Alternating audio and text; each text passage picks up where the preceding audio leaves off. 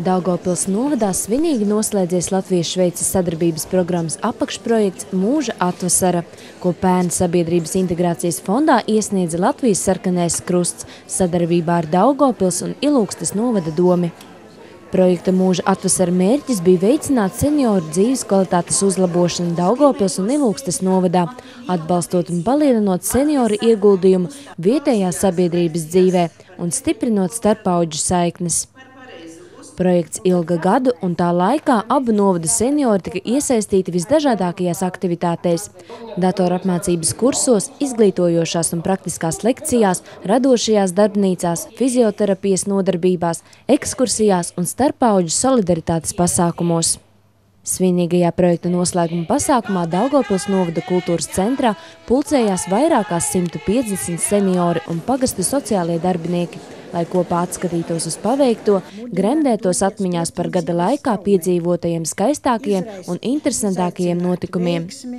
Īpašas pateicības par projekta veiksmīgu norisi tika veltītas projekta vadītāja Evai Ikauniecei, Latvijas sarkanā krusta Daugavpils un Ilūgstes novada komitejas izpildirektorei Skaidrītei Davnei un projekta koordinātorei Daugavpils novadā Inārai Pamjālavai. Pasākums izvērtās īpaši skaists, jo tieši todien, 20. novembrī, Latvijas sarkanais krusts svinēja savu dibināšanas 94. gada dienu. Noslēdzoties projektam, aptaujātie seniori atzina, ka rīkotās aktivitātes bijušas interesantas un noderīgas, lūdzot līdzīga veida pasākums organizēt arī nākotnē. Un es jums tiešām apsolu, ka gan pašvaldība, gan sociālais dienests, gan arī jūs paši, mēs domāsim, kas mums jādara tālāk. Mēs meklēsim iespēju kādos fondos startēt atkal ar projektu. Mēs domāsim, kā tad darīt to dzīvi tādu pilnīgāku, skaistāku, tā, lai jūs justos piederīgi savam pagastam, savam ciemam, savam novadam, jo tas tiešām ir tas, ko mēs saucam par patriotismu. Es gribu aicināt jūs veidot biedrības, rakstīt un piedalīties projektos arī tālāk.